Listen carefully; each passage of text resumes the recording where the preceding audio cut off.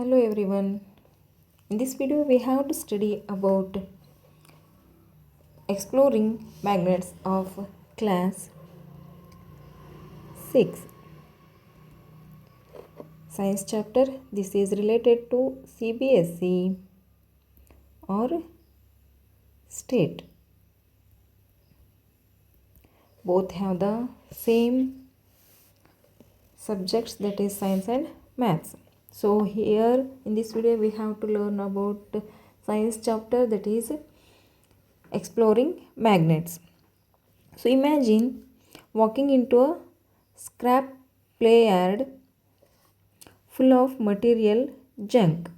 You see a big crane moving over a pile, and suddenly pieces of iron start sticking to it as if by magic.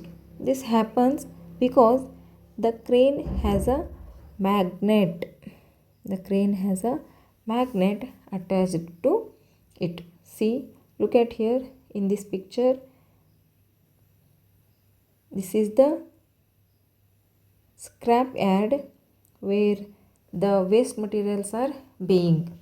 So here in this picture the iron materials are sticking to the crane. Because of this crane have magnet.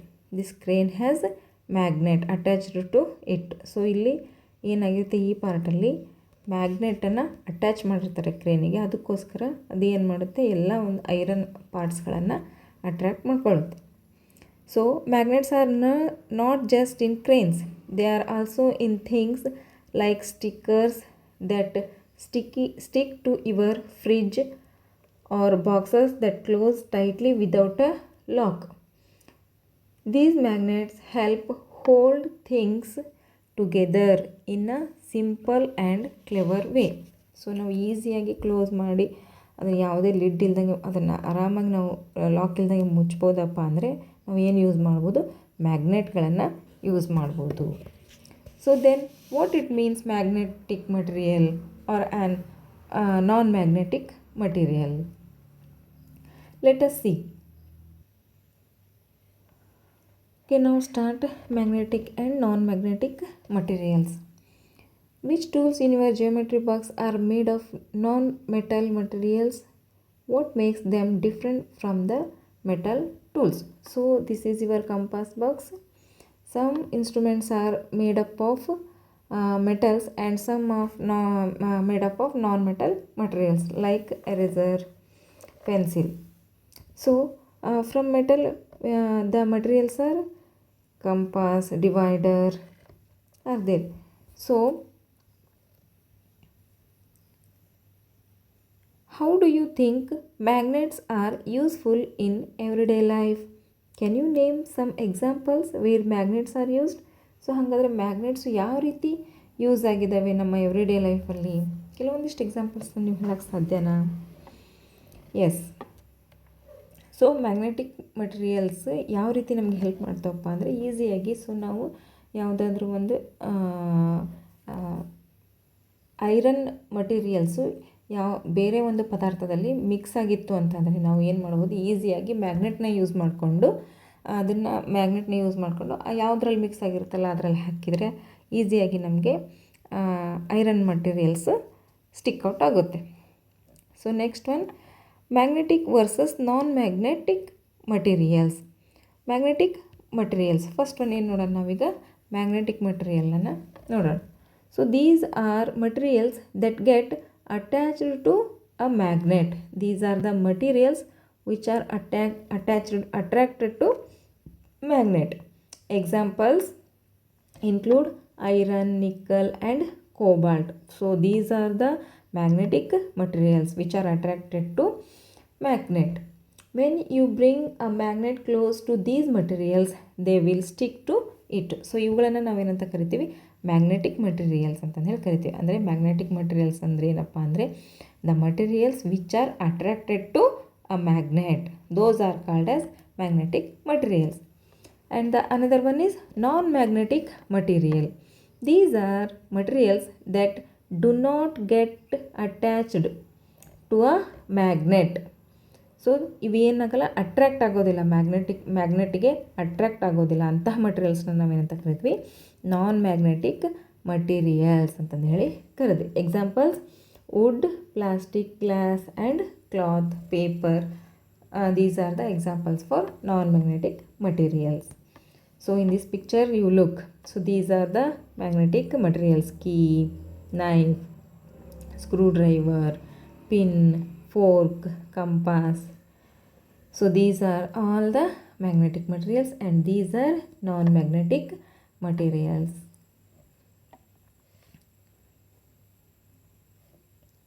So try yourself, which of the following materials is considered non-magnetic. So ಯಾವುದು non magnetic ಅಂತ ಹೇಳ್ತೀವಿ ಈ ಕೆಳಗಿನಲ್ಲಿ? Iron, nickel, wood, cobalt. Yes, the correct answer is wood. So this, because of this is the non-magnetic material which cannot attract with magnet. Then we have to now go for poles of magnet.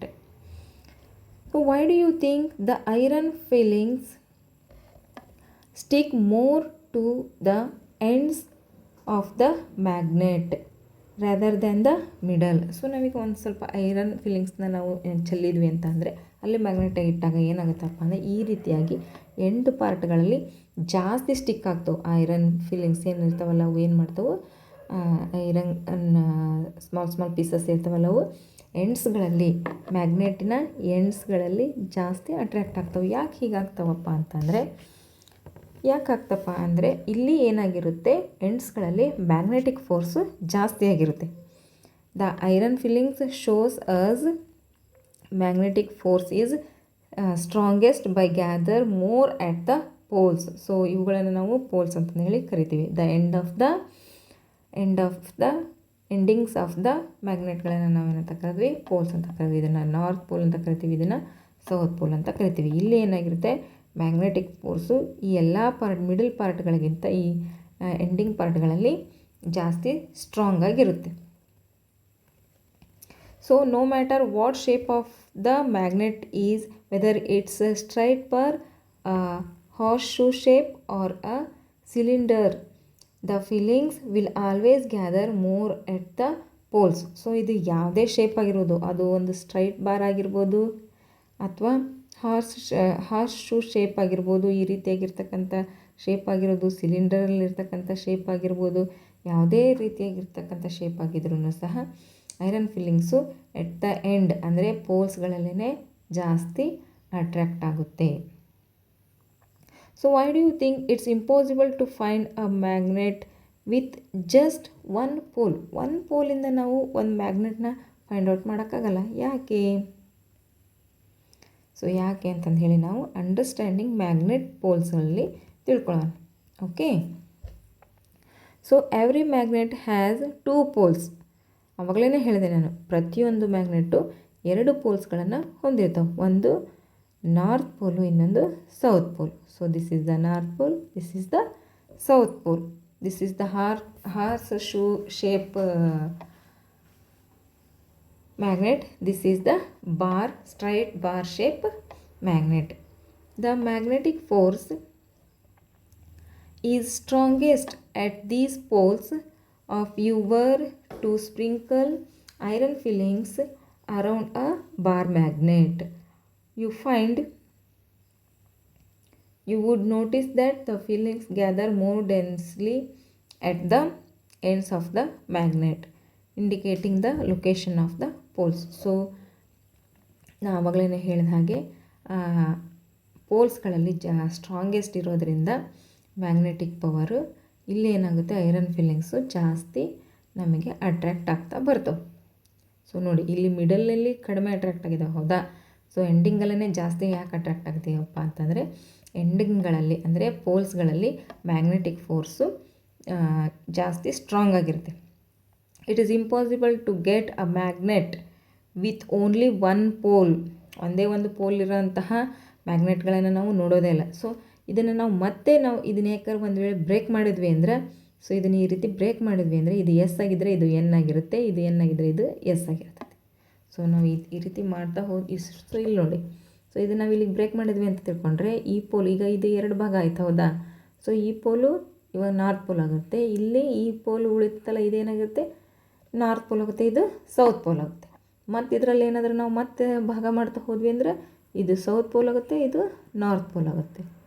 Okay, so ಇದು north pole ಹಾಗೆ ಇರುತ್ತೆ, ಈ ಕಡೆ south pole ಇದು ಹಾಗೆ ಇರ್ತೈತಿ. So ಇಲ್ಲೇನಾಗುತ್ತೆ ಇದು ಈ ಕಡೆ ನಾರ್ತ್ ಪೋಲ್ ಇರೋದ್ರಿಂದ ಈ ಪೋಲು ಸೌತ್ ಆಗುತ್ತೆ, ಈ ಕಡೆ ಸೌತ್ ಇರೋದ್ರಿಂದ ಈ ಕಡೆ ಪೋಲು ನಾರ್ತ್ ಆಗುತ್ತೆ. ಸೊ ಈ ರೀತಿ ನಾವು ಅದನ್ನು ಎಷ್ಟೇ ಬ್ರೇಕ್ ಮಾಡ್ತಾ ಪೀಸ್ ಮಾಡ್ತಾ ಹೋದ್ರೂ ಅಲ್ಲಿ ಮತ್ತೆ ನಮಗೆ 2 ಪೋಲ್ಸು ಸಿಗ್ತಾ ಹೋಗ್ತವೆ.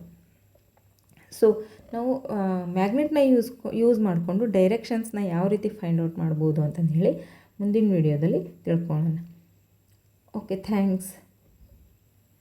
If you like my explanation, please subscribe and comment. Please share my channel. Thank you for watching.